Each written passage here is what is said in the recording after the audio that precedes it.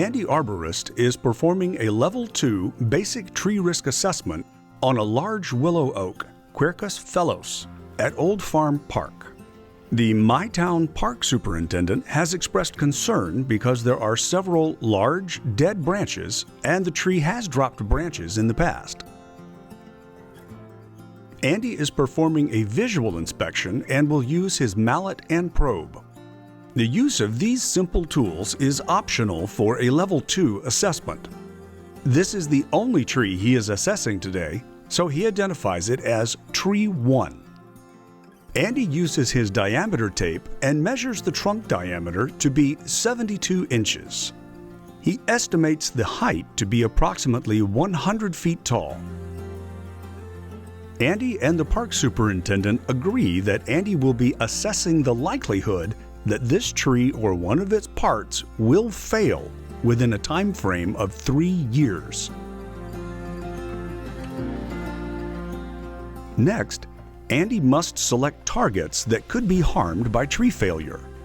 For this risk assessment, Andy selects the 2 highest priority targets: people under the tree and the historic old farmhouse. Both targets are within the drip line of the tree. The historic farmhouse is rented for weddings and other events, which tend to be seasonal and mostly on weekends. Andy rates the occupancy rate of people under the tree as occasional. The occupancy rate of the old farmhouse is constant. Next, Andy looks at the site conditions around the tree. According to the park superintendent, there have been no changes to the site around the tree in the last 20 years. Andy does not see any evidence of grade change, site clearing, or changed soil hydrology. Andy concludes he has no concerns regarding site conditions and marks the box for none. Andy next inspects the crown. He walks completely around the tree, looking at all parts of the crown. He estimates that at least 85% of the foliage appears normal, with less than 15% declining or necrotic. In Andy's professional opinion, the tree is declining but is in fair health. There are several large dead branches near the top of the tree. The crown density is average in the parts that are alive. The relative size of the crown and trunk are large, but the crown has dieback. This tree is somewhat protected from the wind on one side by the building and by other trees, so Andy checks the box for partial wind exposure. The loss of other branches in the crown has changed the loads experienced by the remaining branches. The park superintendent says the tree was pruned to remove dead branches within the past year, as it has been several times over the years. Andy estimates the live crown ratio to be about 90%.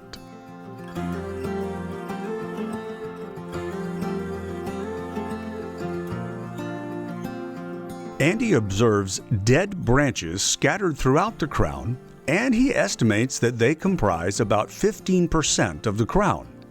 There are 2 large dead branches about 10 to 16 inches in diameter near the top of the tree, so Andy writes the maximum diameter on the form. Andy does not observe any broken or hanging branches, overextended branches, poor taper, or weak attachments. Andy notes that there are several previous dead branch failures of 12 to 18 inches in diameter, and that there are similar branches present in the crown. Andy does not observe any structural support systems, excessive sprouts, or cracks in the crown. Andy notes multiple places in the crown with cavity openings, a definite indicator of heartwood decay. The wound wood development appears minor around the most recent pruning wounds and failures. Andy assesses the failure of any of the large dead branches for both targets. Andy writes large dead branches for failure type 1. He estimates the part size, the fall distance, and the load. He rates the likelihood of failure of any of the dead branches in the next 3 years as probable. People under the tree may have some protection from lower branches. The occupancy rate of people under the tree is occasional, so Andy rates the likelihood of impacting a person as low. He rates the consequences of one of these branches striking a person as severe. The second target Andy assesses is the farmhouse. The farmhouse may have some protection from lower branches. The occupancy rate of the farmhouse is constant, but it only occupies a portion of the target zone, so Andy rates the likelihood of impacting the farmhouse as medium. Because some of these dead branches are relatively large, he rates the consequences of one hitting the farmhouse as significant. Next, Andy assesses the trunk. He inspects the trunk up and down and all around the tree. This oak has a relatively straight, well-tapered trunk with no codominant stems.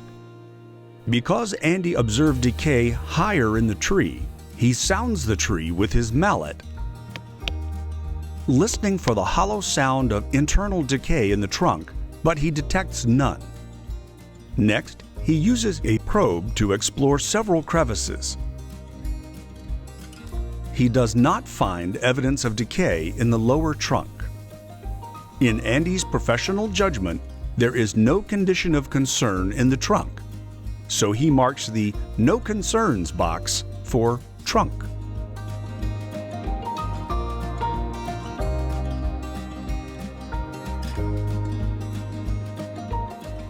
Andy inspects the base of the tree and finds an old fungal fruiting body. He is able to identify it as Pseudoinonotus striatus, which is a common root decay fungus of oaks. However, there is not enough space on the line on the form to write the name, so Andy places an asterisk on the line and writes the name of the fungus at the bottom of the form. Andy is unsure of the extent of the decay. He uses his mallet to sound the tree near the base. It does not sound hollow, but Andy is still uncertain about the extent of decay. Next, he uses a probe to explore around the buttress roots and exposed roots. To obtain additional information, he will recommend a Level 3 advanced assessment. Andy lists root decay and whole tree failure as a failure type and rates the likelihood of failure in the next 3 years as possible. Because whole tree failure could impact either of the targets, Andy rates the risk for both. Andy rates the likelihood of impacting target number 1, people under the tree, as low because the occupancy rate is occasional. The consequences of striking a person would be severe. The occupancy rate of the farmhouse is constant. The tree could fall in several directions, but it leans slightly away from the building. It could strike the farmhouse, but is not expected to. So he rates the likelihood of impacting the farmhouse as medium. The consequences of the whole tree striking the farmhouse would be severe because of its historic value.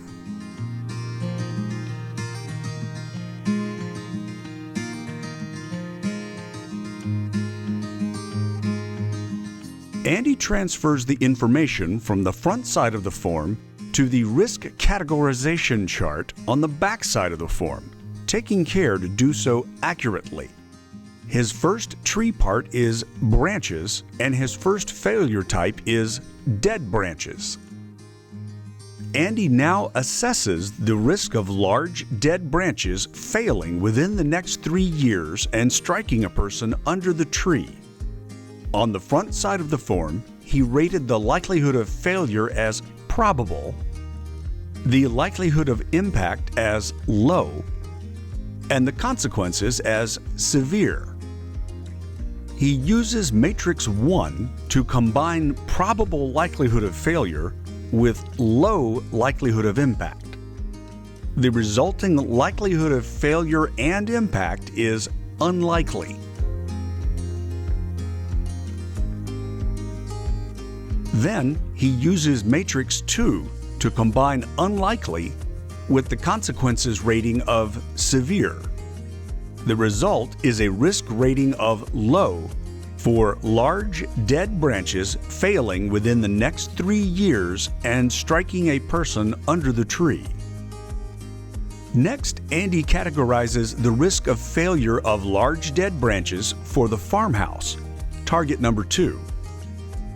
On the front side of the form, he rated the likelihood of failure as probable, the likelihood of impact as medium, and the consequences as significant. He uses matrix 1 to combine probable likelihood of failure with medium likelihood of impact. The resulting likelihood of failure and impact is somewhat likely. Then, he uses matrix 2 to combine somewhat likely with the consequences rating of significant.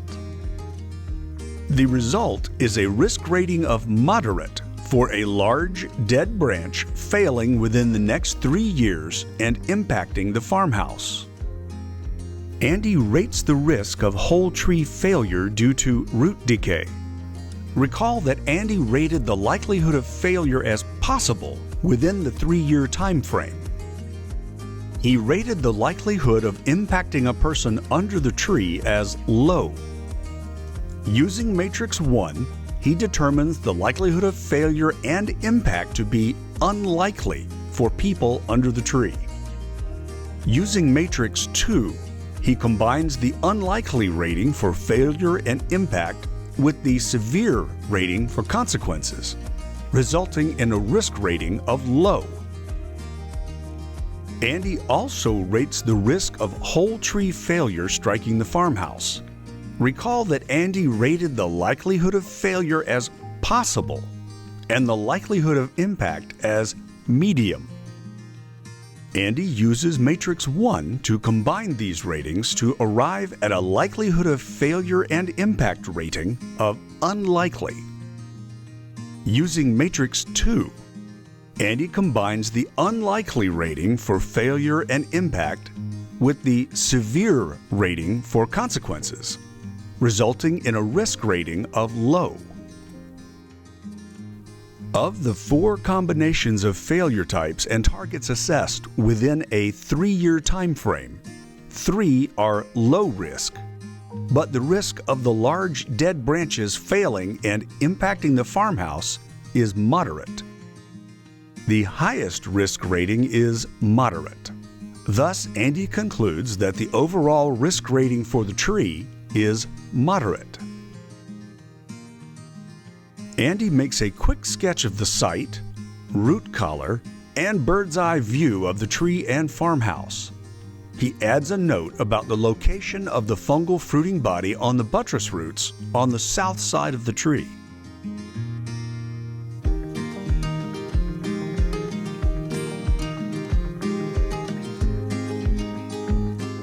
Andy proposes mitigation options to reduce the risk posed by the tree. Andy recommends pruning to remove dead branches as a mitigation option to reduce the risk. If the dead branches are removed, the residual risk of the tree will be low. Because the tree appears to be declining, Andy lists tree removal as another mitigation option. Tree removal would eliminate the risk of failure posed by the tree, but it would also eliminate the benefits the tree provides. When Andy communicates with the park superintendent, he'll discuss the pros and cons of each of these mitigation options.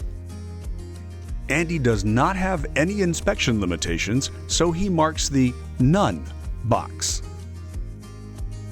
Because Andy is unsure of the extent of decay in the roots and root collar, he marks the Preliminary Advanced Assessment Recommended box.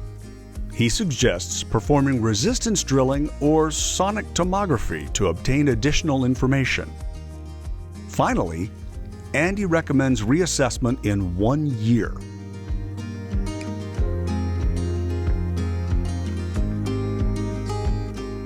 Andy reviews the form and checks for errors. When he's satisfied with his assessment, he discusses the results with the park superintendent and follows up with an email including a brief summary of his findings. The park superintendent will make a decision about the mitigation options. Andy has inspected the tree, filled out the basic tree risk assessment form, and reported his findings to his client. Andy's risk assessment assignment is now complete.